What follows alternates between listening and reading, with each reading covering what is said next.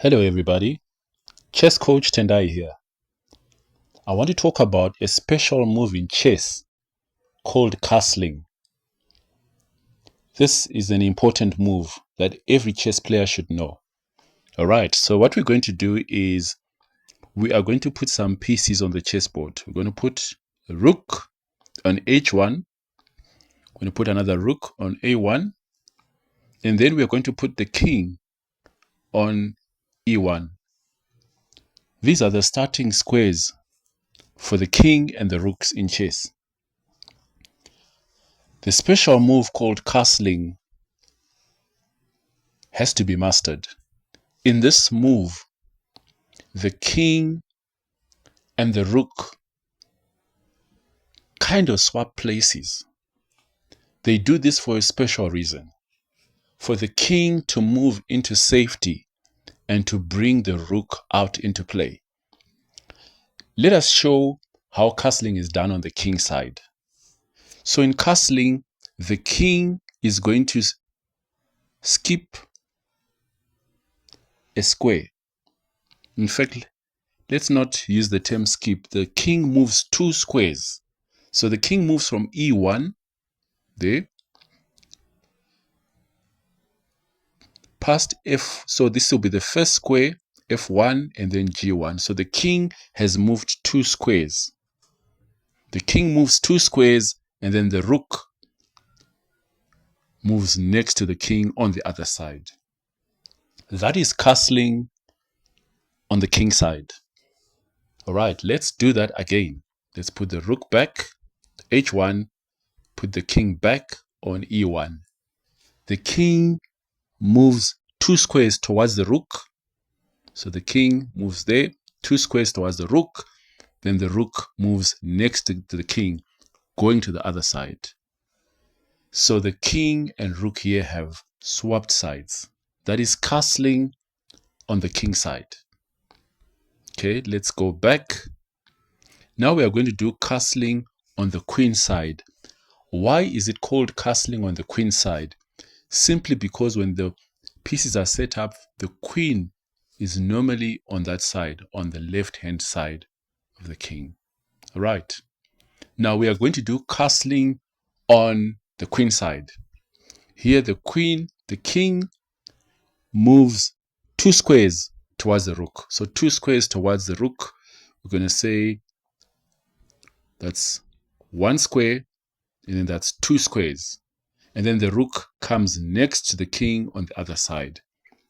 That is castling towards the queen side. Let's do that again.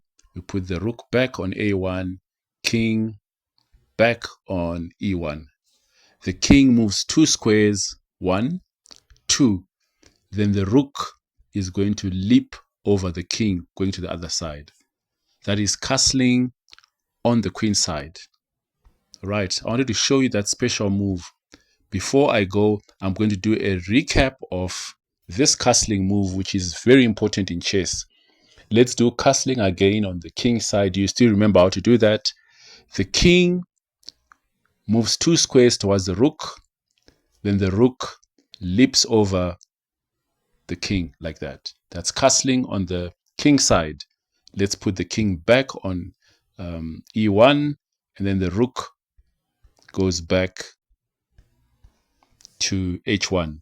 Now let's castle on the queen side. We say the king moves two squares, 1, 2. There we go. Then the rook leaps over the king, going to the other side. That's castling on the queen side. Now you know how to castle. There are a few things we need to remember about castling. Very important. First thing, you cannot castle if the king is in check. All right, you cannot castle if the king is in check. So let's have a situation where we've got a rook on the same file as the king. So here the king on e1 is under attack from the rook. In this position, as white, you cannot castle because the king is in check. Right? First thing to remember. Second thing, let's say there is a bishop still next to the king, there, a bishop on f1. You cannot castle if there is a piece between the king and the rook. So in this case, white cannot castle on the king side because of the bishop. The same would apply if there was a bishop on c1. The king cannot castle on the queen side because of the bishop. Okay, so you cannot castle if there is a piece between the king and the rook. So in this case, white cannot castle on the king side and white cannot castle on the queen side. Okay, we're going to remove the bishops now. You cannot castle if the king will be in check after castling. So let's say there is a rook on g4. And if white were to castle, we say to castle, the king moves 2 squares. So that's 1, 2, and then the rook would leap over the king.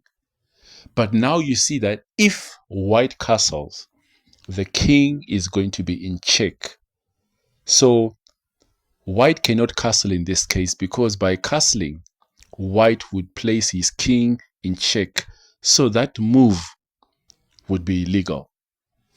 Now let's imagine that instead of being on g4 as we just show right now, the rook is actually on c4 on the other side.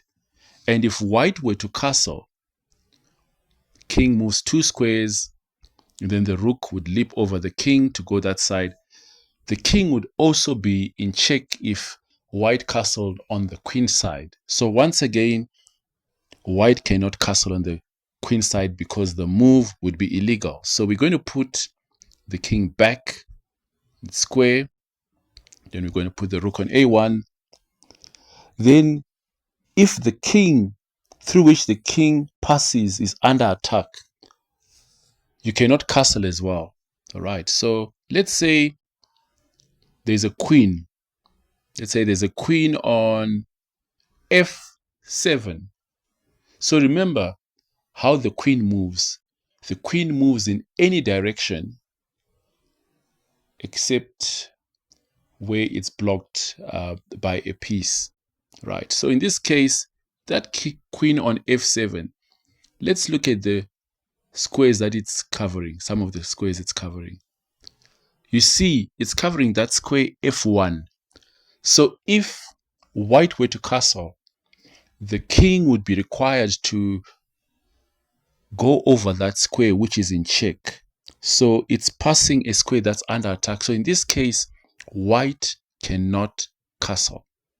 Okay, so white cannot castle because the king would be passing a square that is under attack. So castling on the king side would not be legal. But in this case, if white were to castle queen side, that's legal. That's fine. However, let's change the position of the queen now. If the queen were here on f3,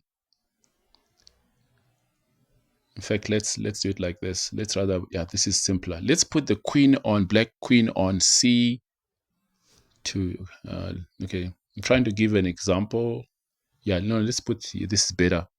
Let's put the queen on d6. You can see this queen, the squares it's controlling on that file would be d8, d7, d5, d4, d3, d2, and d1.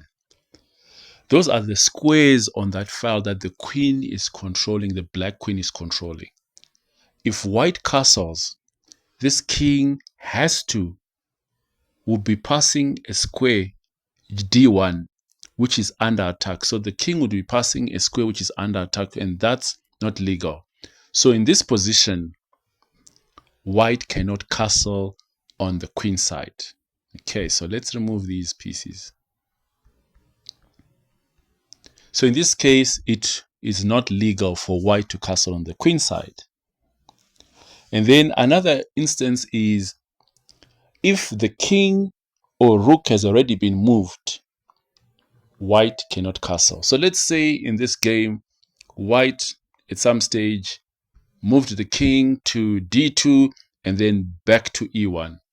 In this case, white can no longer castle because the king has already moved. And let's say it's the rook which has actually moved. Let's say the rook had moved to h2 and then back to h1. In this case, white can no longer castle on the king side because the king rook has already moved. So white cannot castle on the king side. The same applies on the queen side. Let's say this rook had moved to b1 and then back to a1. White can no longer castle on the queen side. Let's go back to the things we've discussed about castling. We said castling is a special move. Castling is a special move where the king moves 2 squares and the rook leaps over the king. That's castling on the king side. We're just doing a recap of what we've discussed now. And then castling on the queen side would be the king moving 2 squares, 1, 2, and then the rook leaping over the king on the queen side. That's castling. And then we discussed the situations where, or scenarios where the king cannot castle. The first one was if the king is in check. So if the king was in check with the rook there, white cannot castle because the king is in check. And we also spoke about if there is a piece between the king and the rook, white cannot castle. Or if the piece is on the other side, white cannot castle. It can be a bishop, it can be a knight. White cannot castle on the king side or the queen side. We also spoke about white being in check after castling. In this case, if white were to castle, it would mean if the king moves 2 squares, 1, 2, the king would be in check with the rook. So in this case, castling on the king side is not legal. Let's put the pieces back. And the same would apply if there is a rook on the queen side on c4. If white were to castle in this position, it would mean that the king is going to move into check, which is not allowed. So white can also not castle on the queen side in this position. Let's put the pieces back. And then we said if the king is passing through a square which will be under attack, the king can also not castle. Let's say the rooks, instead of the squares on which they are now, let's just move them there. Move them to f4 and d4.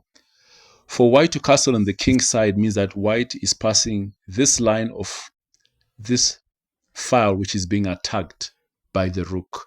So white cannot castle on the king side. Okay. And white can also not castle on the queen side. Why? Because the d file is being covered by that rook on d4. So you can see that rook on d4 is also covering these squares. So the king on e1 would be passing the d1 square. Which is the d1 square? This one, we have just removed the rook. That's the d1 square. The king would be passing a square under attack. So white can also not castle on the queen side in this position. Right.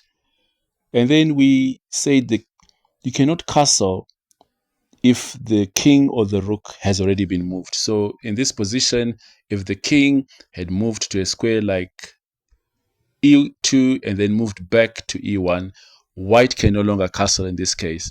Or if the rook had moved to h3 and then moved back to h1, white cannot castle on the king side. Or if the rook had moved to a6 and then back to a1, white can no longer castle on the queen side. So those are a few things to remember. But don't worry about trying to remember everything. What is important is practicing. Practice as much as possible. And the more you practice, the easier it becomes to remember all these things in chess. I know it might feel a little bit overwhelming, but trust me, if you practice, you'll be able to remember. See you in the next one. Cheers.